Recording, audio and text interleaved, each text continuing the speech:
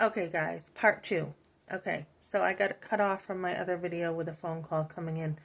I don't know why people just let the phone ring and ring and ring and ring when you don't answer it. It's like, the person's not available, just hang up. But anyways, part two here. So I shared my tea, I spilled my tea with different things that had happened to me with my family. And a lot of it was coming out from family. I chose to follow Christ. I got saved after my firstborn son. By the time I had my second-born son, I had a baby shower at the church. The church in Pennacook had given me an amazing baby shower. I was in a MOPS class with my two sons, which was amazing. One was, with me. My second-born son was with me. And my firstborn son was in a class where they had crafts and stuff for kids, kind of a babysitting to give mom a break. So I remember those early days of motherhood. So as I came out of my family, I had people saying, "Oh my goodness, Melissa's got religion and Melissa goes to church." And this was my favorite uncle. So, I mean, I took it with a grain of salt, and he was just like that. So I got picked on a little bit for that, and then I had my third son, my first home birth. I was homeschooling, and family thought I lost my mind. Honestly, they did, and I just was choosing being true to myself, and as I was educating myself as a mom from the first time I picked up a book, What to Expect When You're Expecting, and the whole forced abortion came to light for me. That was a pretty destructive time in my life. And the denial was deep. It was very deep. So with my second, so after I picked up that book, I'm like, well, geez, I'm going to keep learning. And I took Lamaze, and I took, one class after another to help me parent. So there is a direction you can take in life when you've had no role model or direction on how to mother.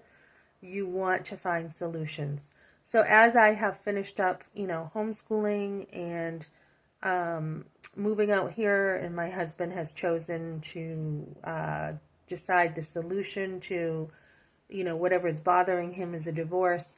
You want to, as I've spilled my tea on here about family, just being rotten to me, you want to find solutions. So that's what my channel is geared toward more now. Solutions with a difficult family. So I've had, my father disowned me, and like I said, I went back there to try to solve a problem, and he slammed the door on my face. I had dropped off my son to stay over there, which he opened the door and gladly had my son over, his grandson, he said. And then he said that they weren't his grandchildren. But he really, put me down. He really trashed his own daughter because I would not let him do whatever he wanted with my kids. So when you have somebody like that, and there's like a psychological issue where, I remember, going to my grandparents in Deerfield with him.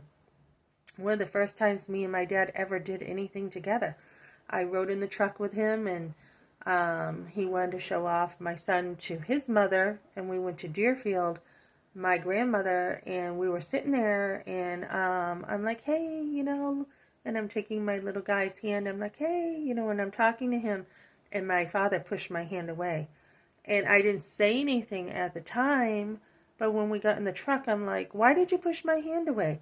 He's like, I didn't push your hand away. I go, yes, you did. He goes, no, I didn't. I go, yes, you did. That's my son, and you pushed my hand away from him.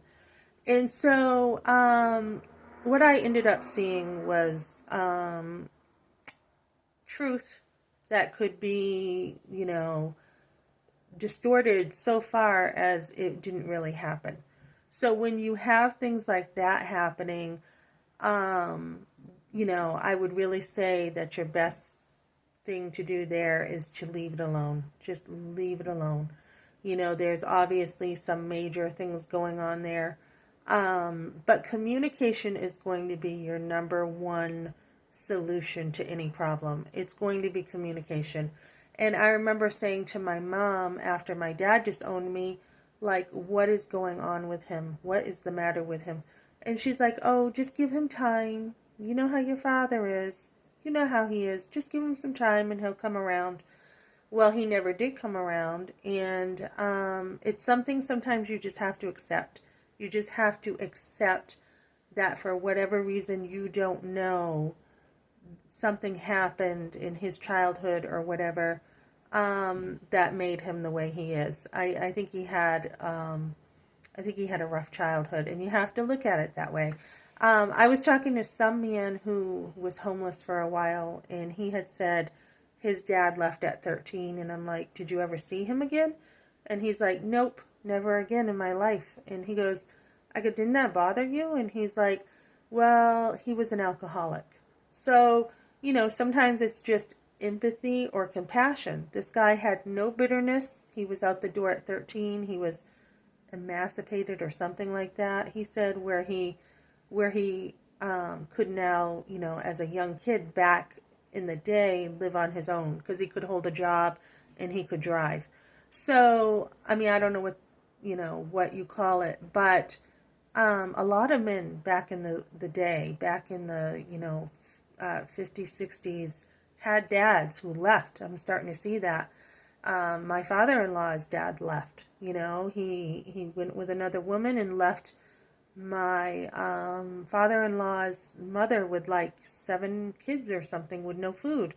So this is something that used to happen. So I think empathy, understanding, being like, okay, this person seriously was not capable as an alcoholic of taking care of his family. He just didn't have it. And I think we have to understand that. Like with my mother, with whatever background she had, someone had said once to me, Melissa, she had a rough life. And I think that's kind of how you have to look at it. My mother couldn't really be a mother. She did do a lot of stuff I appreciated when I was growing up. I mean, she put food on the table. She took care of me probably more than my father did. She worked and worked hard, put food on the table, clothes on my back, nice clothes for school, and I will never forget those things. But sometimes it doesn't negate that you still needed a mother. And, the whole abortion and everything, there was never, I'm sorry or anything. And you just have to accept it, that people are the way they are. You cannot change them. They have their issues, and that's all there is. My mother stayed in relationship with her mother by putting up with my grandmother's abuse, is how she did it. She was like, well, she's my mother. And yes, she was her mother, and we do need to honor that position. But as my grandmother continued calling her a dummy and mistreating my mother quite a bit, so much so that it was destructive. Not like, oh, just put up with difficult people, but that it was extremely destructive. And I think that's why my mother couldn't be there as I needed growing up, because she had a lot going on with her mother. It's just the way it is. So I did one video about forgiving. This is a way to build family. And the second one, I think it's in Proverbs, talks about a house is built by understanding. Understand where other people came from. Understand people are not perfect, nor am I, and things happen in life. My grandmother said that once to me, my maternal grandmother. I said, why did you and Gramp divorce? Why did you not give my mother a toothbrush? Why did you do these things? And she said, things happen in life sometimes. And they do. I mean, they had a fire. She lost all her clothing. There was a lot that went on. And things do happen in life. My husband just left. Is it my fault that, the landlord wanted to sell the home and I'm being blamed for that? Not at all. So some people just can't deal with storms in life, and you have to accept that. Why are my in-laws the way they are? I know my mother-in-law. Here we go again. She had a rough relationship with her mother. She had issues in the church. So she really didn't like the idea of me going to church and bringing my kids to church. Why is my father-in-law the way he is? He had a rough life. He had to quit school and take care of his whole entire family, take care of his brothers and sisters, just as my mother had to. She had to not go to school so she could take care of her brothers and sisters. And you know what? That is very admirable. I don't know a lot of people willing to do that. So I do admire those things. And I think when we think of building relationships, we have to just put ourselves in other people's shoes and be like, okay, I can see their point of view. I can see where they're coming from. And don't take it personal. Don't take it personal, because 99% of the time it is not you. It is someone projecting their past, their beliefs on you.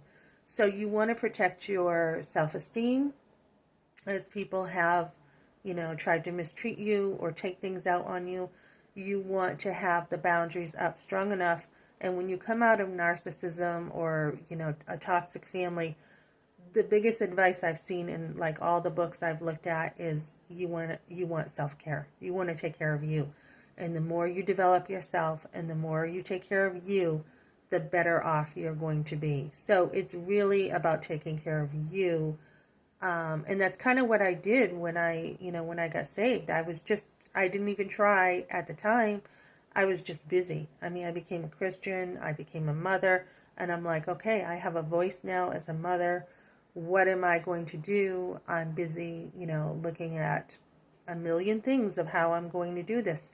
And so it just came naturally. I just was busy, and then my husband had cancer, and that took a good 5 years of just making sure he was okay and, making sure his cancer didn't come back. There was a lot of medical appointments for 5 years, CAT scans off and on.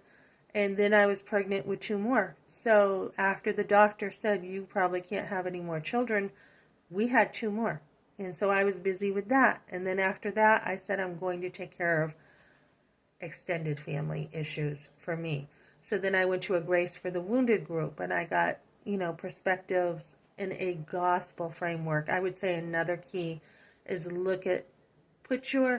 frame your story in the gospel. Okay, so that's going to help you too in applying biblical principles. And then I'm like, okay, now because I love to learn, I'm going to deal with this abortion, and I'm going to get help for that. And so then I did that. That was 2017. And then I worked. I'm like, okay, now we have a roof caving in. So I just haven't had time really to really be idle with my life. I haven't had time for that. I've had to mature, grow up. I've had, motherhood is the best thing to help you grow up. I've had others to think of.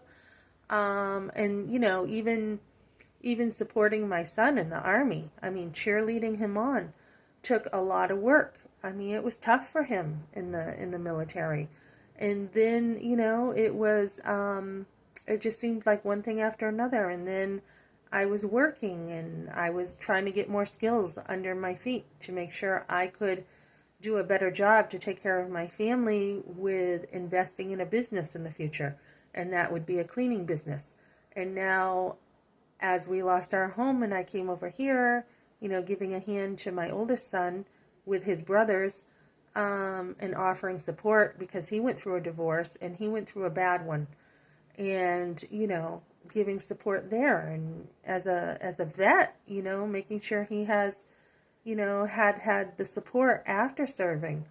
And then, just being there where I can for my other sons. And now doing a nonprofit to help other people. So it just take care of yourself, I guess, would be a huge part of making sure that you are building well in life. So that's what I got for now, guys. I will be doing more solution-based videos on, going back to your records and your family history. Get more information. Communicate, why did this happen and why did that happen, and trying to really build from that past that you may have not known. Like I have a lot of family and I don't even know them and I don't know what happened. So I have spent a lot of time looking and talking to other people who are still alive about, well, why did this happen? And the more you do that, the more you understand your family past.